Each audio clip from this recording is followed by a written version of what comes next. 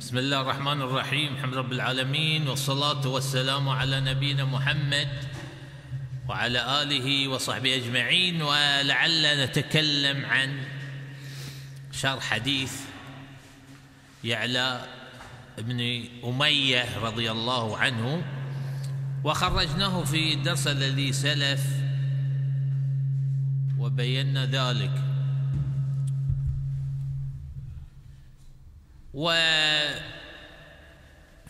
كما لا يخفى عليكم أنه سمع النبي صلى الله عليه وسلم يقرأ على المنبر: ونادوا يا مالك. وقوله تعالى يا مالك وهو اسم خازن النار، اسمه مالك.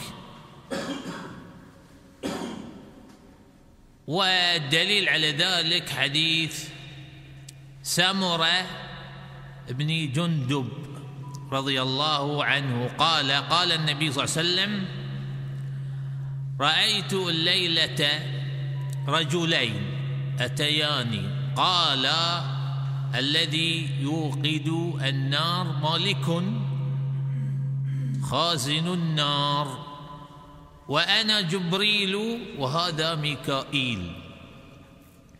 أخرجه البخاري في صحيحه من طريق جرير بن حازم البصري قال: حدثنا أبو رجاء وهو عمران بن ملحان، أدرك زمن النبي صلى الله عليه وسلم ولم يره، وأسلم بعد الفتح. عن سمر به.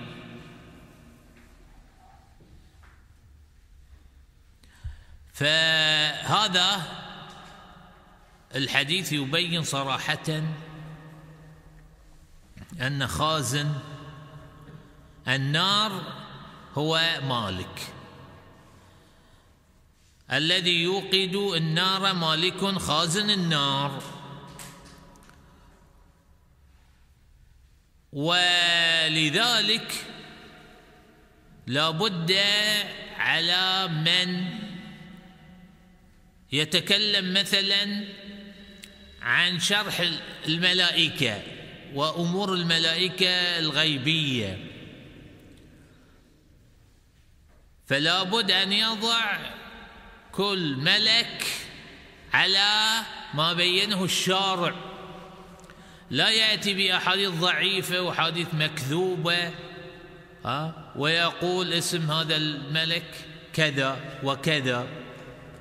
فلا بد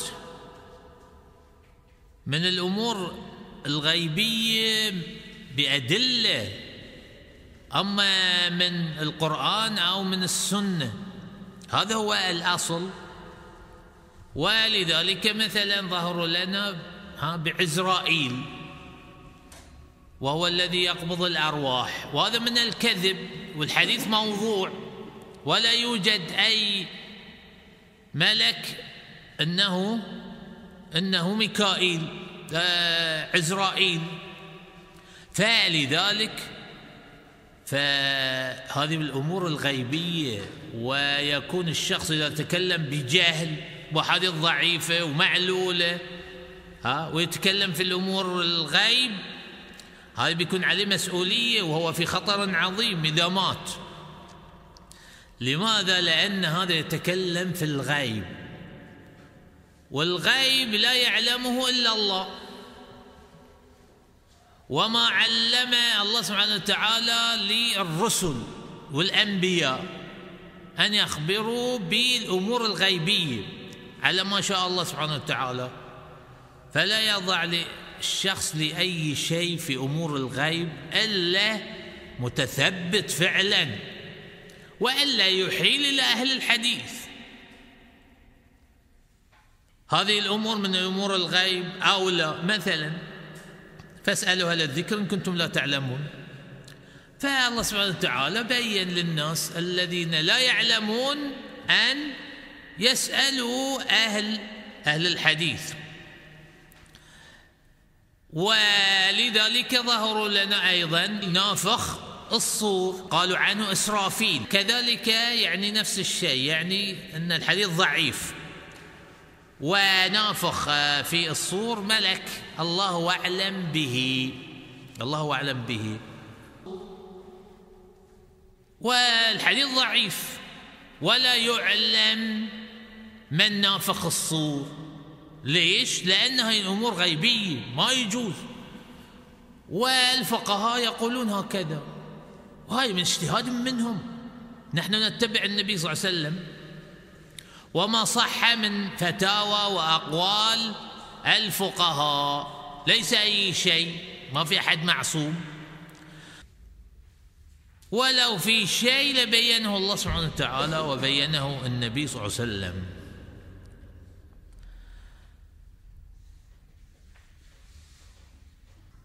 وعندنا هنا التابعي الذي روى عن سمرة هو عمران، أدرك زمن النبي صلى الله عليه وسلم ولم يره، فهو مخضرم وتابعي، وبينا هذا عن المخضرمين من قبل.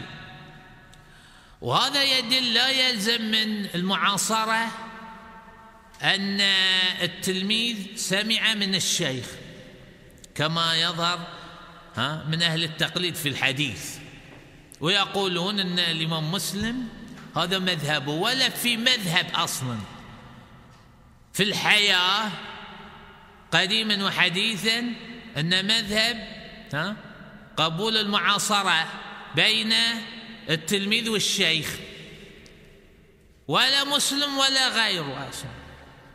وبينا هذا في علماء أو عدد من العلماء فهموا من مقدمة الإمام مسلم هذا الأمر، وأخطأوا في ذلك واجتهدوا.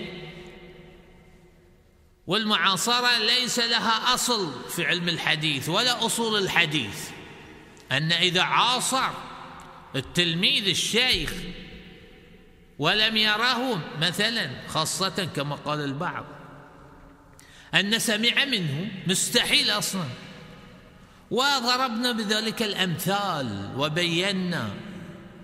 وهذا الآن عمران هذا عاصر الرسول صلى الله عليه وسلم لكن لم يسمع منه، وأكبر دليل ما روى عن النبي صلى الله عليه وسلم، روى عن الصحابة.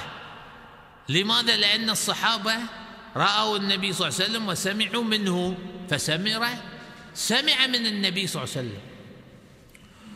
ولذلك هذا يعني الحديث يبين هذا الأمر. فهذه المعاصرة التي نشروها أو نشرها أهل التقليد في علم الحديث، وأي واحد يشرح كتاب مصطلح الحديث يتطرق إلى المعاصرة هذه، وليس لها أصل، هذا يقلد هذا وهذا يقلد هذا بس، ما في حد بيبحث أو بيرجع حق أهل الحديث، لا، وبيرجع حق أصول أهل الحديث الكبار. وبينت هذا في النجم الوهاج، مقدمة طويلة في هذا الأمر. وفي أثناء الكتاب ونقلت للإمام أحمد والإمام الشافعي والإمام البخاري والإمام مسلم والإمام أبو داود وغيرهم كله لابد من السماع، لابد يسمع، لكن أحيانا يعنعن، هاي شيء ثاني. ولذلك يقولون ما دام هو ليس بمدلس يعني يحكم على عنعنة هذا التلميذ لهذا الشيخ على الاتصال، هذا بعد منكر. ولذلك ارتكز هؤلاء المقلد في أحاديث كثيرة صححوها وهي ضعيفة ومعلولة. ولذلك هذا الذي يقولون عنه الآن هذا أبو إسحاق الحويني محدث وكذا وكذا، كله تقليد، كتبه وتحقيقات في الكتب تدل على ذلك. وخبط وخلط، ما يعرف للعلل وأصول العلل إلا في النادر، وهذا ما يكفي. ولذلك مثل حديث أكل لحم الضبع، ويقال الضبع ويقال ضبع، وكل ذلك وارد. فصحح هذا الحديث على أنه يجوز أكل لحم الضبع. روح أكله يا الحويني، منشوفك صور في الفيديو وخليه يقول لك ضبع مطبوخ للغداء في قطر، ونشوفك تاكله أو لا. مجرد بس أحاديث يرونه ويصححونه ويقول لك أباحه فلان وعلان طيب اكل إذا مباح عندك. فخبط وخلط، ظهر جهله في كتاب كامل لعل عن قريب يطبع في تخريج حديث الضب، وهو خرجه في نص صفحة، وفي أسطر في لتخريجه لكتاب المنتقى لابن الجارود، يبين لك ما يدري بالعلل، وصحح أحاديث كثيرة منكرة لظاهر الإسناد. وأنا خرجت حديث الضب هذا، كل واحد يرى يسير، رأيت للمخرجين في 100 صفحة، وجمع طرق هذا الحديث والكلام عليها والاضطرابات واضطرابات الثقات والضعفاء وأصحاب الأوهام وغيره، وبين جهل هؤلاء الذين يصححون هذا الحديث، وأهل العلم الذين صححوا هذا الحديث وأباحوا أكل الضب لهذا الحديث اجتهادا منهم، لا نأخذ بقولهم. لماذا؟ لأن الضبع هذا من حيوانات السباع، والنبي صلى الله عليه وسلم حرم هذا الأمر، ما يؤكل. ولذلك ناقلين في كتب الفقه والمعاصرين هؤلاء الذين تكلموا على الأطعمة في الكتب والشروح كتب الأطعمة، أن ابن عمر يجوز أكل الضب، وأن ابن العباس يجوز أكل الضب، وأن علي بن أبي طالب يجوز أكل الضب، وأن سعد بن أبي وقاص يجوز أكل الضب. ورأيت يقول عكرمة على مائدة ابن العباس يأكل الضب، يلا خذ. وينقلون هذه الآثار كلها آثار ضعيفة ما تصح. لماذا هؤلاء صححوا هذه الآثار؟ ظهر الإسناد لا فيه علل، خرجتها كلها ما فيه، وخرجت هذه الآثار في 50 صفحة، ورأيت من اللي صحح هذه الآثار في سطرين على ظاهر النصوص أو قصد ظاهر الأسانيد. ما يصير واحد ما يبحث. يعني إذا اطلع الشخص المتبحر على الضب وأنه سبع، وأن الأحاديث الصحيحة تنهى عن أكل كل ذي ناب، عرف الشخص أن هذه الآثار ضعيفة، بس هو ما يعرف يتصرف، ما يعرف يخرجه، يسأله الحديث لا يخرجه ويصححه ويمشي. هاي كلها غلط، هذا اللي يفعل الآن. والتماسيح، أكل التماسيح أفتى به يعني علماء مثل الشيخ ابن باز، الشيخ ابن عثيمين. حتى الضب، ترى الضب أفتى الشيخ ابن باز بحله، شيخنا الشيخ ابن عثيمين بحله. ليش؟ لأجل هذا الحديث.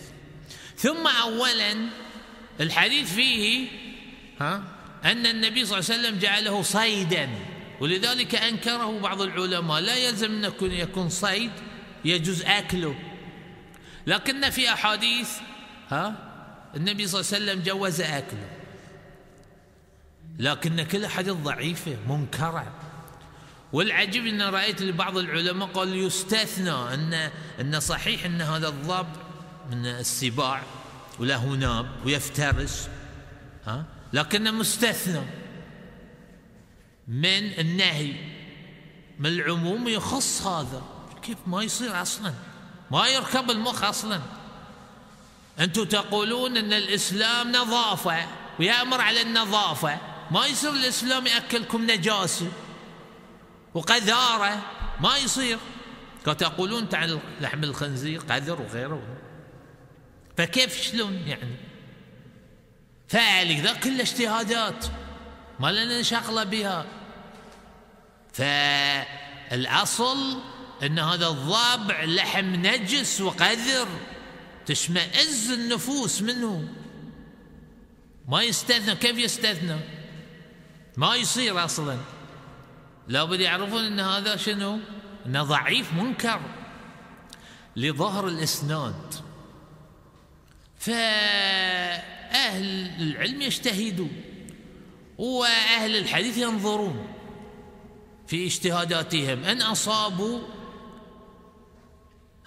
فلهم أجران وأهل الحديث أخذوا منهم، ما أصابوا لهم أجر وأهل الحديث ما يأخذون. ما إلا الرهبان والمقلدة والدكاترة وغيرهم. ولذلك إذا سئل الواحد ما حكم الضب قال اختلف العلماء وأنا أرجح عدم الأكل. وش لذاكر عيل الخلاف؟ يعني تعرف أن ما يجوز أكله، وليش تقول أحله بعض العلماء من قال لك أنت؟ فلذلك لابد ينظر في هؤلاء الدكاترة وكلامهم، وأشياء كثيرة وأضرار. حلي الرهبان العوام هؤلاء الذين يأكلون الآن لحم الضب، هاي كلها صارت حين أمراض وسموم وبلاوة، ويروحون المستشفى. ايش لا تروحون المستشفى؟ خالكم تموتون في بيوتكم، شله تروحون يبتلشون بكم، يحطونكم سرير وذي، انت يخلونك على العار في المستشفى، انت تروح تاكل لك ضبع ما شنو وصدق سموم تروح ذي. من قال لك انت تاكله انت اصلا؟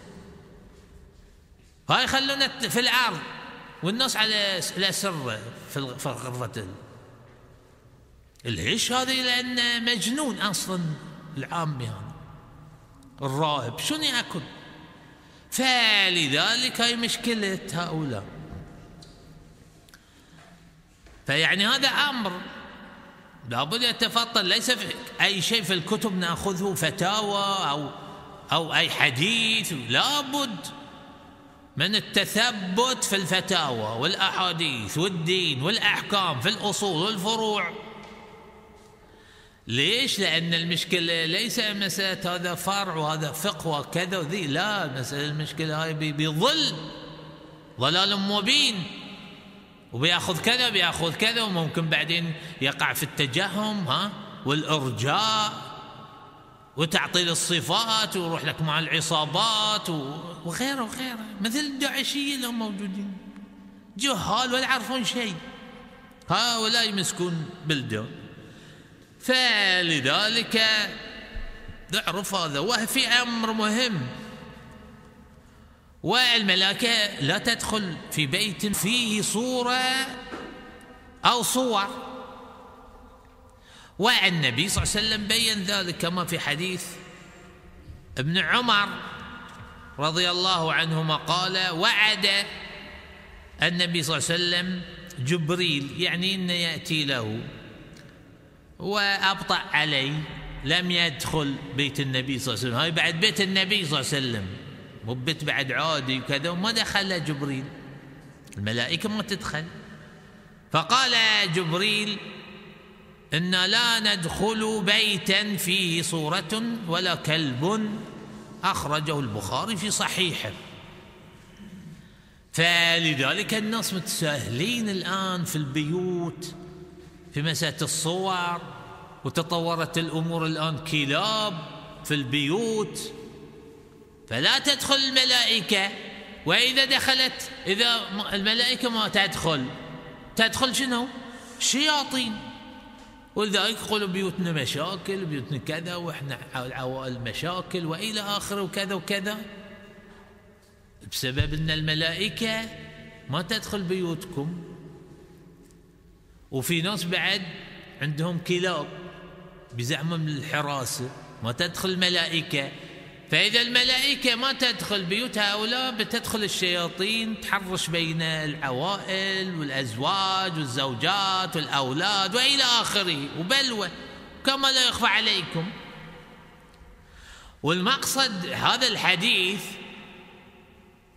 الصور المعدة، يعني الذين شنو يعلقون الصور، الأب والأم، أو أشياء كثيرة، أو أصنام في بيوتهم صغيرة كبيرة يزعم زينة، ويضع لهم مكتبة يسمون المكتبة يحطون فيه أصنام وصور، هذا هو اللي شنو المقصد. النبي صلى الله عليه وسلم اللي متساهلين في هذا المحرم وفي هذه المعاصي، ومنهم صور نساء وإلى آخره في البيوت. هذا.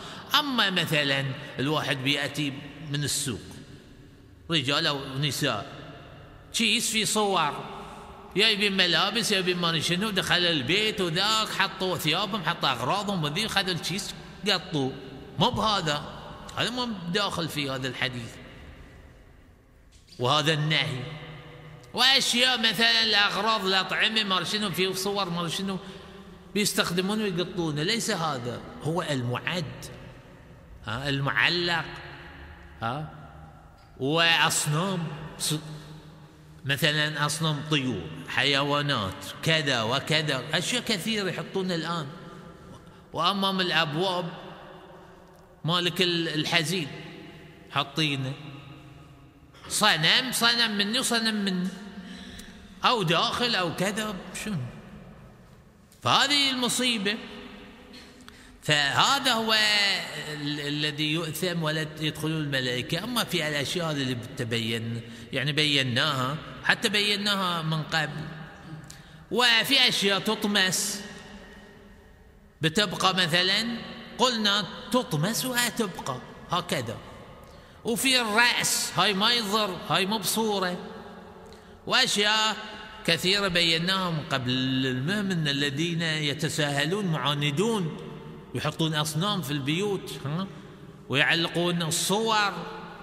وفي ناس بعد شنو في بيوتهم صور اللاعبين الكفار، وصور المغنين والمغنيات، صور الممثلين والممثلات، وبلاوة.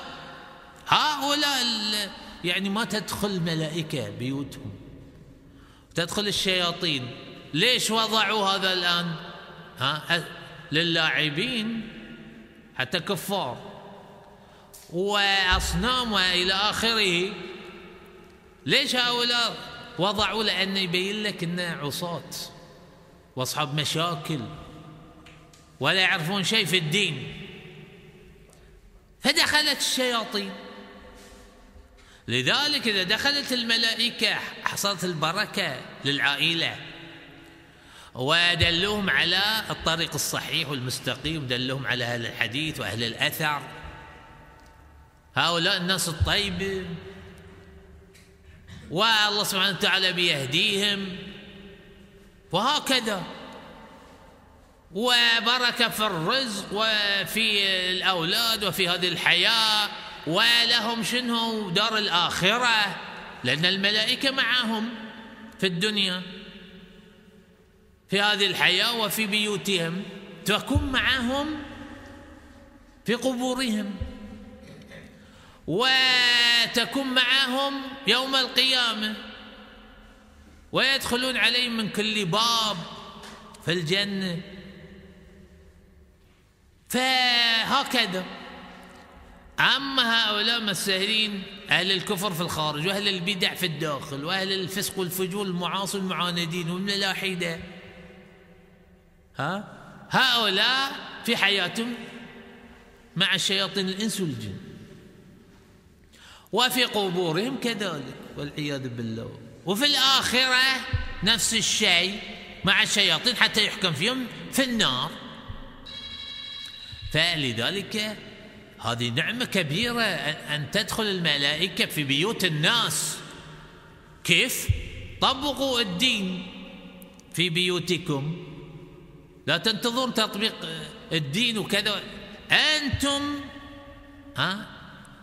طبقوا الدين. العائلة هذه تطبق الدين في بيتها، وهذه العائلة والناس على أنفسهم يطبقون الدين، تنتظرون تطبيق الشريعة مركين. كما بين الشيخ الألباني على كل أحد يطبق الدين فيه والشريعة في نفسه، في بيته، في جماعته، وهكذا. فلذلك هذا هو الأصل أصلا، ويبشر الناس. ولذلك نحن الآن نجمع أمة الإجابة في الداخل والخارج في كل البلدان، وبينا لهم تريدون الحياة الطيبة، عليكم بمنهج أهل الأثر. ولذلك دخل خلق من الناس من العوائل في البلدان الآن على الدعوة الأثرية، ورأوا هم قالوا أرزاق أتتهم، علم عرفوا الأحاديث الصحيحة والضعيفة، يتعبدون، يقولون نحن نتعبد عدل الآن على صراط مستقيم. وهذا ظاهر يعني. وعد مسألة الابتلاءات، لا، هاي الابتلاءات واردة للجميع، لكن هاي ابتلاءات لتكفير الخطايا ورفع أمة الإجابة في الدرجات العلى. أما أهل البدع هؤلاء عقوبات تنزل عليهم وأجور. فلذلك هذا هو الأصل يعني، وهذا بيناه يعني كثيرا. وانظر في هذا عمدة القاري للعيني جيم 12 صفحة 294. وعن ابن عباس رضي الله عنهما قال: سمعت أبا طلحة، ابن عباس صحابي وأبو طلحة صحابي، يقول: سمعت رسول الله صلى الله عليه وسلم يقول: لا تدخل الملائكة بيتا فيه كلب ولا صورة تماثيل. أخرجه البخاري في صحيحه ومسلم في صحيحه. والتماثيل جمع تمثال، وهو في أصل اللغة الصورة مطلقا، والمراد هنا صورة الحيوان. فالناس عندهم التماثيل هذه الآن الأصنام وغيرها. لا، التمثال أي شيء، صورة إنسان تمثال، صورة حيوان، صورة طير، صورة أي شيء يسمى تمثال في لغة العرب. والأوثان عامة كذلك، عبادة الأوثان، قبور أشخاص وغير ذلك من المخلوقات، هذه أوثان، مثل أوثان المجوس في إيران. فلذلك لا تدخل الملائكة في بيت فيه تماثيل، وضع لهم تماثيل، يقول لك زينة، تماثيل طيور، تماثيل أشخاص، تماثيل حيوانات كذا. وبينا من قبل صور التي للألعاب، حيوانات وغير الأطفال، هذه ما تدخل، هذه ألعاب أطفال يجوز أن يلعب فيها الأطفال علشان يعني يلهون، فلا بأس. وبين أهل العلم ذلك، وبينا كثيرا. فلا، المقصد هذه التماثيل المعروفة التي بيناها. فالتماثيل في الأصل الصور المطلقة هذه. فلذلك على الناس أن ينظفوا بيوتهم من التماثيل والصور المعدة والموضوعة وكذا، على الطاولات، على كذا على كذا. فإن الملائكة ما تدخل. ولذلك يعني على أهل الإسلام نظفها يعني بيوتهم من هذه الأمور، من الصور. في أشياء كثيرة الآن الأكياس فيها بيذهب الشخص، الأب مثلا، الأم بيذهبون إلى السوق، إلى البرادات، إلى كذا إلى كذا. هذا شنو؟ يتخلصون منه على قدر الاستطاعة، لكن في نيتهم كارهون لهذه الصور. والآثم والملائكة يعني التي لا تدخل، الذي يعد في بيته الصور والتماثيل.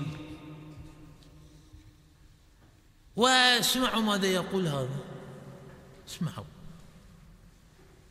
كله تقليد وبلاوة، وكل واحد ما يدري ما يخرج من رأسه. الحين هذا يقرأ حديث النبي صلى الله عليه وسلم، هذه قراءة الرسول صلى الله عليه وسلم، ومع هذا يقول شاذ. يلا خذ. فالحديث عندكم النبي صلى الله عليه وسلم قرأ ونادوا يا مالك، وفي قراءة يا مالي، هو ينكر يا مالي، وهي في صحيح البخاري موجود، وبينا ذلك. وقراءة علي بن أبي طالب، وقراءة أبي الدرداء، وقراءة الصحابة، وقراءة التابعين، وقراءة أهل الكوفة من الأئمة والقراء الكبار كالإمام الأعمش. وهذا اسمعوا ماذا يقول. قال مصطفى البغا، وهو من دمشق، ودكتور الشريعة الإسلامية، وأتى بالمنكر في تعليقه على صحيح البخاري جيم 3 صفحة 1180. يقول يا مالي بحذف الكاف منه ترخيما كما بينا. اسمعوا ماذا يقول بعد ذلك. وهي قراءة شاذة. والله أنت الشاذ وعلمك شاذ أصلا ولا تعرف شيء. أنت حتقرأ النبي قرأ يا مالي، فكيف تقول شاذة؟ كيف تقول عن قراءة النبي صلى الله عليه وسلم شاذة وأنت الشاذ وأنت الشواذ أصلا؟ وما تعرفون شيء في ديننا، خبط وخلط، دكاترة ايش على دكاترة، شهادة وخلاص، ولا في علم. يقول وهي قراءة شاذة تعتبر كحديث من حيث الاحتجاج في الفقه واللغة، بس عند التطبيق يعني ما يصير. قراءة الرسول صلى الله عليه وسلم كما تطبق. نقول له علي بن أبي طالب قرأ بها في الكوفة، وأبو الدرداء رضي الله عنه قرأ فيها، وابن مسعود في الكوفة قرأ بها، وأهل العراق يقرؤون بها، والأئمة والحفاظ والقراء الكبار والأعمش قرأوا فيها. اسمع ماذا يقول. ولكن لا يقرأ بها في الصلاة ولا يتعبد بتلاوتها. انتهى كلام البغاء. تحفظون ذي؟ ما يحتاج. فلذلك انظر ماذا يقول. قراءة الرسول صلى الله عليه وسلم يقول شاذ والعياذ بالله.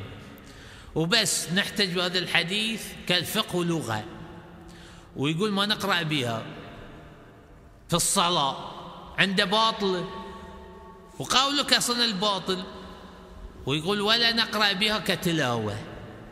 زين طيب، الصحابة رضي الله عنهم قرأوا بها في الصلاة وبتلاوتها، وهي من قراءة النبي صلى الله عليه وسلم، فكيف تقول هذا الكلام؟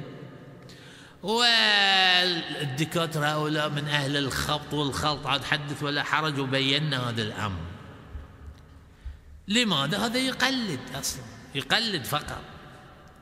فقوله هذا يعني باطل. ويقول الإمام أبو العباس القرطبي في المفهم في قوله يعني قول يعلى بن أمية أن النبي صلى الله عليه وسلم قرأ على المنبر ونادوا يا مالك، يقول يحتمل أن يكون أراد الآية وحدها أو السورة كلها ونبه ببعضها عليها، كما يقال قرأت الحمد لله. وفي قراءته صلى الله عليه وسلم هذه الآية وسورة قاف بيأتي الكلام عليها دليل على صحة استحباب هذه القراءة. وقراءة شيء من القرآن في الخطبة يعني في الجمعة، وخص هذه الآية وسورة قاف لما تضمنته من المواعظ والزجر والتحذير. انتهى كلام القرطبي. فلذلك يعني يستحب قراءة شيء من القرآن أو أدلة. مثلا الواحد ماذا مثلا بيتكلم عن أحكام الصلاة، لابد يأتي بآيات في الخطبة، بآيات الصلاة. بيتكلم عن الطهارة، بيتكلم عن التوحيد، يأتي بآيات. ما يصير الخطيب يسرد لنا كلام وكذا وينتهي عشان أن انتهى وخلص، لا، هذا يعني يستحب أن يأتي الخطيب بالآيات والأدلة بالآيات والأحاديث عن النبي صلى الله عليه وسلم الصحيحة والآثار الصحيحة وهكذا، لأن هذا الأصل. وكان النبي صلى الله عليه وسلم كذلك، وكان أبو بكر رضي الله عنه وعمر رضي الله عنه وعثمان رضي الله عنه وعلي بن أبي طالب رضي الله عنه وغيرهم من الصحابة دائما فوق المنابر يأتون بالأحكام الثابتة في القرآن والسنة. يأتون بماذا؟ يأتون بالآيات والأدلة من القرآن والسنة والآثار. هذا هو الأصل. فلذلك يعني هذا فقه هذا الحديث. والدرس القادم نتكلم عن الحديث بالنسبة عن قراءة النبي صلى الله عليه وسلم في قاف. وفي الحقيقة هذا يعني مهم وبيطيل علينا المجلس، لعل نجعله لغد يوم الخميس. في أي طيب، بالنسبة للسترة هي واجبة، ولا بد للمسلم إذا صلى لابد يضع له سترة، إذا منفردا في المسجد أو في البيت أو في أي مكان في العمل. وإذا كان مع الإمام سترة الإمام له سترة، لكن إذا منفرد يجب عليه.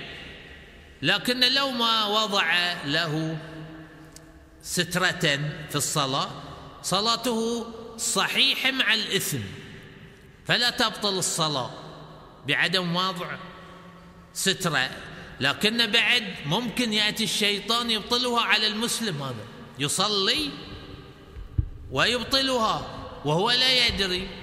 لكن الأصل هكذا، ما تبطل الصلاة، لأن ليس كل واجب في الصلاة يبطل الصلاة، لأن عندنا ما يبطل الصلاة الواجبات التي في الصلاة التي يحكم فيها سجود السهو، يعني تطبيق سجود السهو فيها بتركها، مثل التشهد الأول واجب، التسبيح الركوع السجود واجب، وهكذا على ما بينا.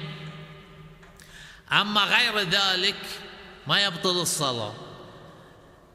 الآن لو ترك المعوذات الأربع بعد التشهد في الصلاة هي واجبة، صلاة صحيحة مع الإثم، ما تبطل الصلاة. فهكذا، فلذلك ليس كل واجب يبطل الصلاة. نعم. صرف زكاة المال لدورات المياه في الطرقات العامة. شنو؟ صرف زكاة المال والزكاة يعني صرفها معروف للثمانية، الفقراء والمساكين، على ما بينا من قبل. الأشياء هذه العامة يعني يجعل لها المساعدات للمجاري لكذا لكذا، الأشياء العامة، والزكاة تصرف فيه يعني مصاريفها المعروفة على ما بينا كثيرا. سبحانك اللهم وبحمدك، أشهد أن لا إله إلا أنت، أستغفرك وأتوب إليك.